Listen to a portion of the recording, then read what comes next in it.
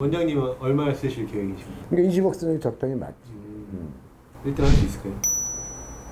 안녕하세요. 태양바람입니다.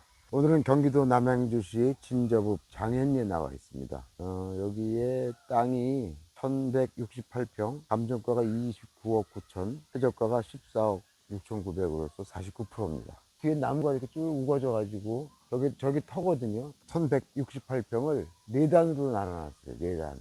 한 단에 약 300평 정도 된다고 봐야 되겠죠. 300평 정도 나눠놔서 생활용 주택으로 허가를 내놓은 상태입니다. 그런데 아쉽게도 부도가 난 모양인데, 여기 보시면 공사 대금 3억 8,300만 원 이렇게 나와 있거든요. 그런데 과연 진성인지는 확인해 봐야 되겠고, 이게 본래 지목은 임야였었거든요. 임야였었는데 임야를 개발하다가 못한 거죠. 일반적으로 유치권은 존재하지 않습니다. 왜냐하면 임야라는 것은 임야를 좋게 만들기 위한 공사 대금이 아니면은 인정받지 못하는 게 일반적인 예예요. 그런데 이거는 조금 특수합니다. 상황을 보시죠. 왜 그러냐면 이거는 빌라를 짓기 위한 원청에서 한 공사가 아니라는 거야. 그 사람들의 주장은. 하청업체가 이걸 했다는 거죠. 그러면 빌라를 짓기 위해서 한 원청에서 했다면 문제가 아까 내가 말한 대로 유치권이 전혀 없는데, 하청업체가 토목만을 위해서 했다는 걸 주장하고 있습니다. 그렇게 될 때는 토지의 가치를 높였다라는 판결이 또 있어요. 상당히 애매한 그런 것이지만, 내가 다시 주장하는 것도 뭐냐면 이 산지가 허가를 듣겠다 하더라도 때가 돼서 이루지 못하면 원상 회복을 해야 돼요. 오히려 손해를 끼친 땅이 됩니다. 낙찰자한테. 그걸 다시 주장한다면 판결은 어떻게 될지 모르겠어요. 그 사람들은 지금 3억만 주면 된다라고 말을 하고 있습니다만 3억 주기도 아까울 것이냐, 그걸 다시 한번 논의의 대상이 될 겁니다. 근데 터는 대체로 크게 손볼 게 없이 잘 해놨어요. 여기 보면은 아마 이게 배수구를 다 해놓은 것 같아요. 배수구가 됐다는 거는 상당히 일을 많이 한 건 맞아요. 이게 도로죠. 일종의 도로가 되고, 여기도 이렇게 닦아놨죠. 이렇게 닦아놔가지고 뭐 거의 돈 들어갈 건 많지 않습니다. 왜냐하면 이걸 잘 쳐놨기 때문에. 그래서 만약에 합의로 간다면은 나머지 공사를 다 맡기는 걸로 해서 그 사람들한테 3억을 원한다. 그럼 3억을 줄 테니까 그럼 나머지 그 들여서 내가 몇 천만 원이라도 들여서 깨끗하게 해달라. 뭐 이런 합의는 예상해 볼 수 있어요. 모든 게 그 소송으로 가는 게 다 좋은 건 아니거든요. 그다음에 소송이라는 건 변호사마다 판사마다 다 주장이 틀리기 때문에 내가 내 의견을 100% 맞다 이렇게 말하기는 힘듭니다. 그런 걸 유념하셔야 되고요. 여기서 보면은 풍광이, 저기 한번 찍어주세요. 풍광이 괜찮죠? 물론 아파트도 있지만 산도 이렇게 있어갖고, 또 집 배경을 보면 소나무가 좋은 곳들이 쫙 있어요. 저 소나무 중에 일부가 우리 땅 안에 있는 것도 있습니다. 저걸 좀 뽑아다가 여기 옆에다가 좀 해 놓는 방법도 있겠죠. 경사도는 이 정도면 뭐 이런 거는 아예 도로를 만들 때 도로에다가 열선을 깔아야 돼요. 사람 살게 만들려면 편해야 되잖아요. 눈이 오면 저절로 녹도록 열선을 깔아서, 물론 전기값은 많이 들고 시설비도 좀 듭니다만은 그렇게 하면은 팔 때도 훨씬 유리할 수 있죠. 우리가 분양을 해서 팔면 한 300은 받을 수 있는 곳이라고 부동산에서 거듭 얘기를 하고 있습니다. 300 정도를 받을 곳이라면 열선을 까는 게 원칙이 맞아요. 공사하다만 흔적들이 저렇게 있어요. 공사한 건 맞습니다. 그런데 돈을 얼마나 못 받았는지에 대해서는 과장이 있다고 봐요. 과장. 유치권자가 과장 없는 유치권자는 못 받거든요. 이런 것들은 손 좀 봐야 되겠죠, 끝에. 끝에 처리가 좀 남았어요. 도로하고 처리하고 바닥 처리 좀 더 해야 되고, 보통 집을 지으려면 세면을 30전 이상 쳐야 돼요. 30전이라는 건 한 뼘, 네 뼘으로 한 뼘 반. 40전 치면 좋고, 그것까지 치고. 그 사람들이 그걸 해주겠다면 내가 돈을 3억 줄 용의가 없는 건 아니에요. 땅은 좋은 것 같아요. 풍광도 좋고, 이게 남쪽 이쪽이니까 향도 남동향이죠. 그러면 어떤 사람들은 남향보다 남동향을 더 좋아할 수 있다. 가장 중요한 문제는 이걸 파는 건데, 제가 느낀 감으로는 6개월 안에 다 처리할 수 있을 것 같습니다. 그리고 300을 고정하지 말고 250에서 300 사이로 해서 6개월 안에 다 팔 수 있을 것 같다. 우리는 빠른 회수, 투자 회수를 할 수 있지 않느냐. 물론 1등을 해야 되겠죠. 1등을 하는 거는 2등과의 차이를 좁히는 게 목적이 돼서는 안 돼요. 잘 봐야 돼요. 직관력이 있어야 되는데, 잘 팔릴 땅에는 절대 욕심을 내지 마라. 그래서 판다면은 아까 말했듯이 50만 원만 남겨도 6개월 안에 판다면 33%, 대출을 내면 66%가 된다는 계산. 제 계산은 틀릴 거예요, 맞을 거예요. 뭐 100%를 말할 수는 없지만 거의 그 적중에 갔기 때문에 지금까지 제가 잘하고 있죠. 예. 지금 새로운 정보를 좀 접했습니다. 좀 보니까 1168평 중에서 저 펜스 쳐놨잖아요. 저기는 허가가 안 났어요. 근데 딱 봐도 안 날 수 있는 게 굵은 나무가 너무 많죠. 저기는 잇목을 훼손하지 않으려고 하는 것 같습니다. 이것도 허가가 안 났다는 거예요? 여기는 허가가 왜 안 났죠? 이건 이해할 수가 없는 게 지금 우리가 여기서 했죠. 여기서 했다고 봐야 돼요. 이게 남의 땅이 섞여 있죠. 그 통과는 되는데요. 통과는 되는데 여기가 왜 안 났을까? 여기도 역시 수목 때문에 그럴까요? 자세한 조사를 할 수가 현재 없는 상황이거든요. 이거는 나중에 땅을 우리가 소유한 다음에 한번 따져보도록 하겠습니다. 왜냐하면 여기는 주거지역이거든요. 주거지역의 산림법을 저렇게 세게 적용할 수 있을까? 그건 그 의문인데 그걸 빼고 계산을 일단 해보겠습니다. 이런 것을 천천히 짚지 않으면 여러분들은 비싸게 살 수가 있다는 거예요. 89평과 121평, 약 210평 가깝게 손실이 된 땅이라고 봐야 됩니다. 그거를 빼고 계산하셔야 될 것 같아요. 이상입니다. 아까 내가 그 찍은 걸 봤는데 설명하다 보니까 그 어려운 부분이 있었어. 뭐냐면 그 유축권에 관한 문제인데, 유축권이 아까 말했듯이 임야든 아니면 농지든 임야를 위한 공사만 유축권이 해당되는 거거든. 지목은 그대로 임야로 남았고 땅만 버리는 상태가 되잖아. 그래서 보통 유축권이 인정 안 되고, 농지도 마찬가지야. 농지를 위한 공사가 아니고 딴 걸 짓기 위해서 더 중간에 그쳤어. 그럼 아무것도 아니잖아. 원상 복구를 해야 된단 말이야. 그래서 유축권이 해당이 안 되는데, 그렇게만 단순한 게 아니라 그건 이제 목적을 가지고 원청에서, 원청 알지, 원청 공사업자가 그걸 하려고 했던 목적에 그런 사실이 있었다면 안 되는데, 인정이 안 되는데, 보통 하청을 주잖아. 하청업자들은 무슨 내용도 모르고 시키면 하는 거란 말이야. 원청에 대해서 이득은 준 거야, 막 해놨으면. 그럴 때 판례 중에 보면 까다롭게도 유축권을 인정하는 경우가 있더라는 거지. 애매한 건데, 유축권 같은 건 그 상황이 굉장히 디테일하게 움직이기 때문에 경우가 굉장히 복잡해서 자세히 들여다봐야 돼. 경우가 조금만 다르면 되고 안 되고 하는 경우가 있단 말이야. 그렇다면은 저건 두 가지로 접근해 봐야 돼. 하나는 뭐냐면, 과연 저 공사비가 3억 8천이 들었겠느냐. 그 내가 전문가들하고 그동안 쭉 조사를 해보니까 저기 높이가 3m 되더라고. 왜냐면 이렇게 쭉 가는 게 30m, 이쪽으로 한 4m 갔거든. 그러니까 한 34m 갔어. 그게 네 단이 있잖아. 그럼 길이가 34m면 높이가 3m야. 그럼 3, 4, 12, 100해배가 되는 거지. 100해배란 말은 제곱미터를 말하는 거야. 아주 잘 친 옹벽은 20만 원 들어. 1제곱미터다. 그럼 이게 100해배잖아, 100해배. 그럼 이거 얼마가 되는 거야? 2천만 원. 2천만 원이 몇 개야? 하나, 둘, 셋, 네 단이잖아. 그럼 8천만 원 이상 들 게 없어. 물론 텃파기를 했다고 치더라도 텃파기는 싸거든. 차 한 대당 40만 원, 50만 원 하루 쓰는 게 인건비 겸해서 기계까지. 저거 1000평 하는데 4, 5일이면 되거든. 5일을 했다고 쳐도 250만 원. 저건 아무나 시키면 그대로 하는 거거든.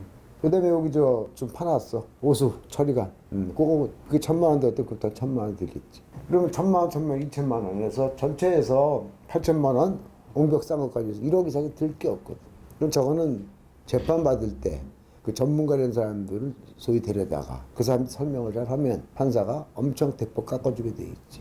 그래서 저거는 내가 볼 때 1억 정도면 합의보다 더 싸게 할 수 있을 것 같아. 합의를 내 전화를 해보니까 3억 달래.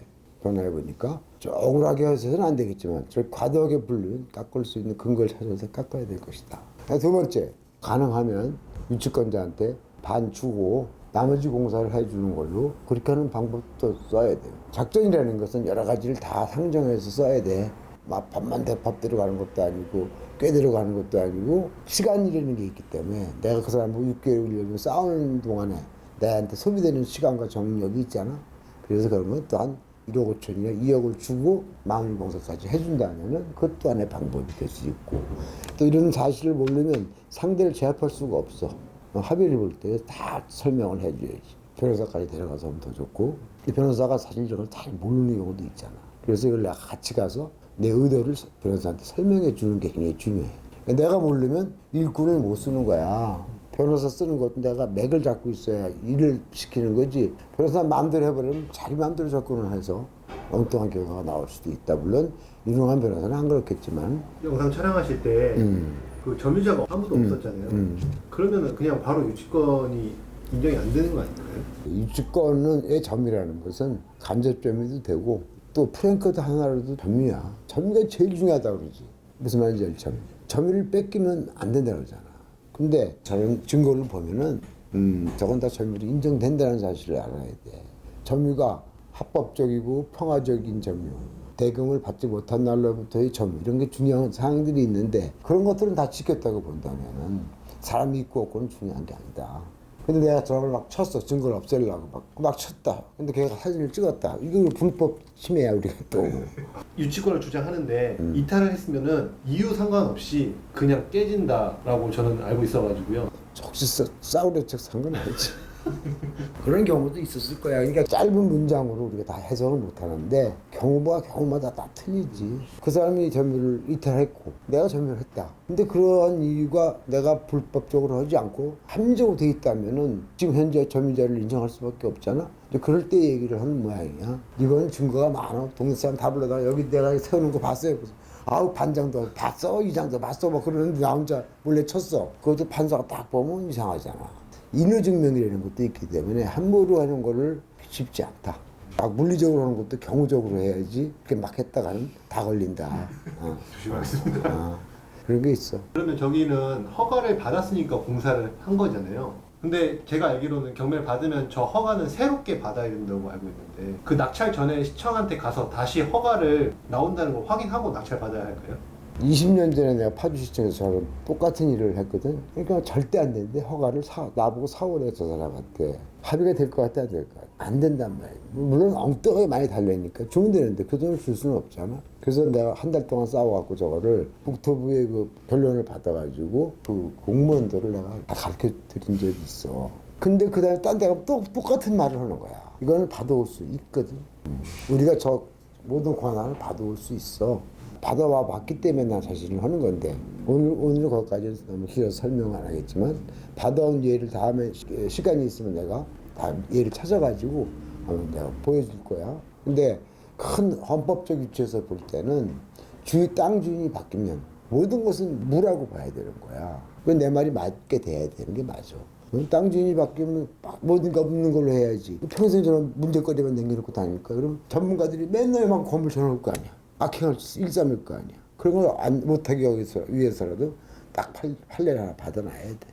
아까 저 못 쓰는 땅은 국립 수목원의 그 완충 지역에 있는 땅들이야. 그 수목원 안에 들어가 있었다면 아예 안 내줄 수도 있겠지만 또 근절에 있는 거란 말이야. 근절에 있는 거니까 공무원이 상황을 보고 안 해준 거야.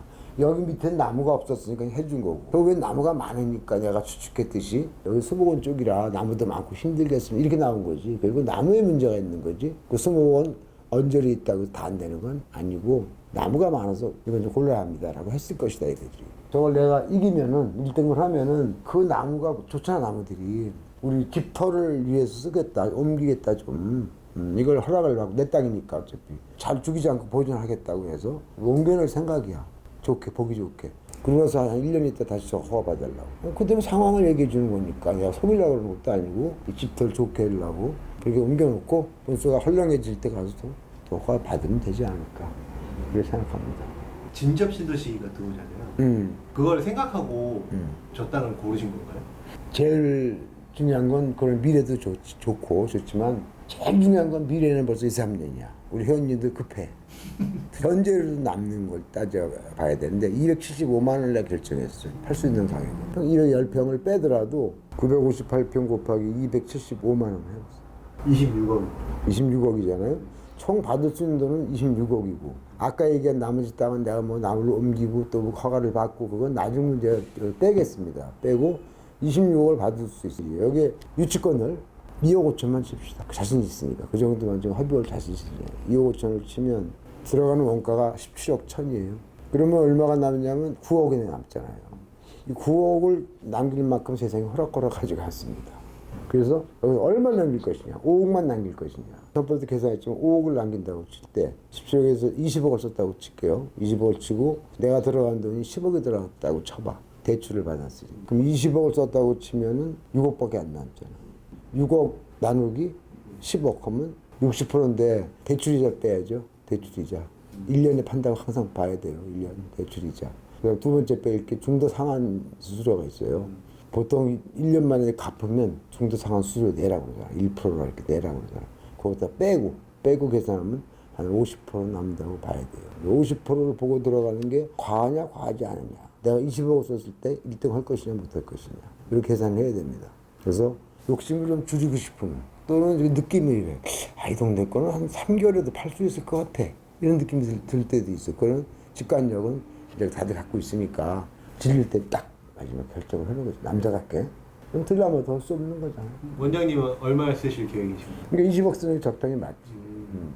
1등 할 수 있을까요? 떨어졌잖아 우리. 떨어진 거 알면서 뭐. 이게 왜 떨어졌냐면 집 주인이 들어왔어. 땅 주인이. 이 사람이 물건이 3개 나왔거든. 그중에 채권을 회수해서 돈을 줘. 돈이 생겼어. 이게 다 아까울 거 아니야? 그래서 21억을 써버렸어. 그런 거는 당할 수가 없어. 그런 사람들은 당할 수가 없다. 아무리 잘 써도 떨어진다. 그런 거는 뭐 100% 떨어지는 건데 우리도 떨어졌습니다. 아깝게 떨어졌어. 떨어진 걸 재밌게 봐주셔서 감사합니다.